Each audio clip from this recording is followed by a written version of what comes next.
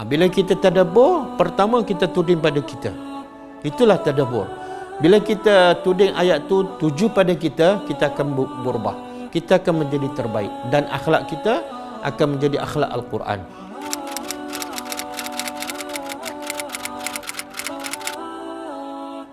Jadi Allah nak bagi tahu siapa orangnya yang menghalang seorang hamba yang sedang solat, yang menyuruh manusia supaya bertakwa, au amara bittaqwa.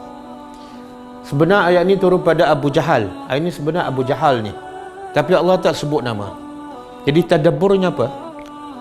Tadabburnya Allah nak bagi tahu supaya kita faham orang yang suka menghalang orang buat baik ini sebenarnya bukan kepada Abu Jahal sahaja. Ini adalah akan berlaku, terus berlaku sampai kiamat. Kalau Allah sebut Abu Jahal, kita akan faham ini tak ada kaitan dengan kita dan tak mungkin berlaku pada orang lain. Tak, Allah nak beritahu sifat yang suka menghalang orang buat kebaikan ni boleh berlaku pada sesiapa sahaja. Sebab itu Allah tak sebut nama. Dan juga Allah nak beritahu siapa saja yang menghalang orang buat kebaikan, tak bagi orang solat ke, tak bagi orang ceramah ke, menyampaikan kebenaran ke, maka dia adalah seumpama Abu Jahal. Walaupun dia nama Islam, walaupun nama dia Abdullah, tapi dia memiliki sifat-sifat Abu Jahal. Jadi siapa yang tak suka pada kebaikan ataupun menghalang orang buat kebaikan, ingatlah kepada Abu Jahal. Sifunya adalah Abu Jahal. Sebab itulah Allah sebut dalam surah Al-Baqarah ayat 114. Bila kita tadabbur Al-Quran, kita kena rasa ayat tu tuju pada kita yang pertama. Jangan rasa tuju pada orang, pada Bani Israel, pada orang musyrik Mekah. Itu maksud tadabbur. Jadi ayat yang surah Al-Alaq ada kaitan dengan surah Al-Baqarah ayat 114. Cuba tengok maksud dia. A'udzubillahi minasyaitanirrajim. Wa man azlam. Allah bertanya bukan untuk mendapat jawapan, tapi bertanya dalam bentuk nak mencabar ataupun nak memberitahu dan nak mencela. Siapa? Siapa lagi yang azlam, paling zalim? Siapa yang paling zalim, paling jahat? Mimman mana'a, dari orang yang mana'a, menghalang masjid Allah, rumah-rumah Allah, menghalang manusia daripada pergi ke rumah Allah untuk apa? An yuzkara, daripada disebut ismuhu, nama Allah, daripada orang beribadat di rumah Allah, sama ada solat ke, berzikir ke, baca Quran ke, tadabbur ke, dia menghalang. Maka Allah tanya, siapa yang lebih zalim daripada orang yang menghalang ni? Sama dengan allazi yanha ni. Jadi Allah nak beritahu yang menghalang orang daripada pergi ke masjid, daripada beribadat, daripada berzikir, daripada pergi kelas tadabbur, daripada kenal Tuhan, sebenarnya orang tu adalah azlam, paling zalim, paling jahat. Jadi sifu mereka siapa? Abu Jahal. Jadi ini bukan kerja Abu Jahal je. Siapa yang ada sifat ni, maka dia adalah keturunan Abu Jahal. Jadi kaitan dengan kita apa dia? Kaitan dengan kita apa dia? Ramai tak anak-anak yang tak pergi ke masjid? Ramai. Ramai tak anak-anak yang tak baca Quran? Ramai. Ramai tak anak-anak yang tak kenal Tuhan? Ramai. Puncanya apa? Dia targetnya di sini ya. Manusia dicipta untuk beribadat pada Allah. Masjid dibina untuk dilakukan ibadat, berzikir, solat, tadabbur, buat kelas agama. Tapi ramai tak orang tak pergi masjid? Ramai. Anak-anak, mak bapak. Ramai tak orang tak kenal Tuhan? Ramai. Ramai tak orang tak baca dan tak tadabbur Al-Quran? Ramai. Soalnya, apa sebabnya? Apa punca? Sebab tu Allah tak sebut nama ni. Allah tak sebut. Yang menghalang orang kenal Allah, yang menghalang orang solat, yang menghalang orang tadabbur Al-Quran, Allah tak sebut nama. Kenapa? Sebab dia boleh berlaku pada siapa saja. Kalau kita punca, anak kita tak faham Quran, kita punca, maka kita termasuk orang yanha abdan iza sallah. Anak kita tak salat, puncanya kita.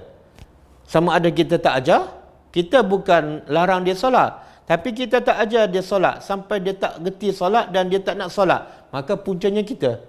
Jadi bila punca kita, kita ada sifat Abu Jahal. Kita menghalang anak kita solat secara tak langsung. Kita tak kata tak payah solat, tak payah baca Quran, tak. Tapi kita tak suruh, kita tak bagi contoh pada mereka. Dan kita juga termasuk orang yang paling zalim. Berlaku tak dalam kehidupan kita? Berlaku. Kadang-kadang guru-guru sekolah kan, guru-guru sekolah, dia ajar anak dia apa dah?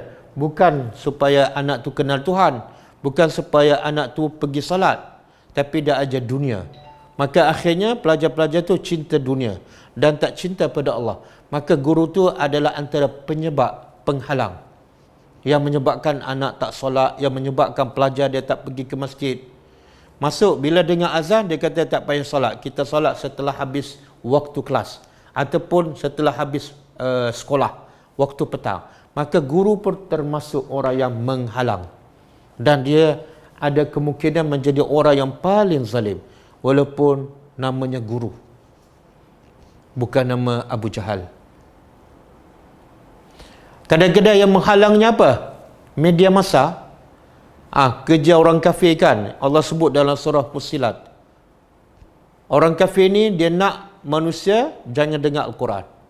Dan dia akan buat apa saja supaya manusia lalai, supaya manusia disibukkan dunia, akhirnya tak ada masa nak baca dan nak tadabbur Al-Quran. Maka orang kafir itu sama dengan Abu Jahal. Maka hasilnya apa dah? Anak-anak kita tak sempat nak baca Quran, tak sempat nak tadabbur. Kadang-kadang 10 tahun sepanjang sekolah rendah, sekolah menengah, dia tak ada masa pun nak tadabbur Al-Quran. Kita pun tak bawa dia ke kelas. Maka orang kafir itu adalah keturunan Abu Jahal dan kita penyambung tugas tu. Kita penyambung tugas. Berapa ramai anak-anak yang tak salat, puncanya mak bapak tak ajar. Mak bapak lah jadi penghalang. Jangan salahkan orang. Berapa ramai yang anak-anak tak tutup aurat, mak bapak yang tak suruh, tak ajar, tak tegur. Mak bapak lah jadi penghalang sebenarnya. Daripada anak tu faham agama dan menutup aurat. Nampak tak? Bila kita tadabbur, pertama kita tuding pada kita. Itulah tadabbur. Bila kita tuding ayat tu tuju pada kita, kita akan berubah. Kita akan menjadi terbaik. Dan akhlak kita akan menjadi akhlak Al-Quran. Okey? Sebab tu Allah kata lagi, wasa'a fi kharabiha, dan orang yang paling zalim ialah orang yang menghalang untuk merosakkan. Kharab, merosakkan. Merosakkan apa? Masjid. Merosakkan masjid ni ada dua bentuk. Pertama, dia hancurkan, dia rosakkan masjid betul-betul dari segi fizikal. Yang kedua, dia jadikan masjid tu mati. Orang tak suka pergi masjid sebab peraturan masjid tu terlalu ketat sangat. Orang tua saja boleh kat depan, kemudian budak-budak duduk kat belakang, kemudian tak sampai orang tak suka pergi masjid. Maka dia termasuk orang yang merosakkan masjid. Sehingga Jumaat tak ramai. Kalau mengajar pun kuliah-kuliah untuk orang tua je. Orang muda tak pergi. Sebab apa? Sebab ustaz yang dipilih pun adalah ustaz yang jenis yang suka cakap yang orang tua suka. Kalau cakap orang muda tak suka, budak-budak tak suka.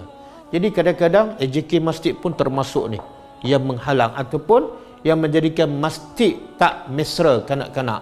Masjid tak mesra orang muda. Boleh jadi kita tadabbur surah Al-Alaq. Kita ayat ni cerita pasal Abu Jahal. Tapi kita kait pula dengan surah Al-Baqarah ayat 114. Kita rasa mungkin sifat ni ada pada kita. Kalau anak kita tak solat, cari puncanya siapa. Kita tak ajar, maka kitalah orang yang paling zalim. Kita tak pernah, mak bapak ataupun bapak tak pernah bawa anak pergi ke masjid. Sampai anak tak suka pergi masjid. Sebab apa? Tidak ada contoh. Maka ada kemungkinan bapa tu adalah yang paling zalim. Walaupun bapa hantar anak sekolah cemerlang, walaupun bapa hantar anak sehingga anak tu berjaya kat dunia, tapi dia tak pergi ke masjid, maka sebenarnya bapa tu adalah orang yang paling zalim di sisi Allah. Kenapa paling zalim? Ialah siapa lagi yang paling zalim daripada orang yang tak bagi orang kenal Tuhan. Jadi musibah yang paling besar ialah tak kenal Tuhan. Musibah yang paling besar ialah tak cinta Allah. Musibah yang paling besar ialah tak cinta rumah Allah. Jadi tengok faktornya apa sebabnya. Kalau sebab daripada apa, maka termasuklah allazi yanha. Termasuklah azlam, orang yang paling zalim. Semoga kita terkeluar daripada sifat allazi yanha abdan iza shalla ataupun sifat azlam. InsyaAllah. Okey.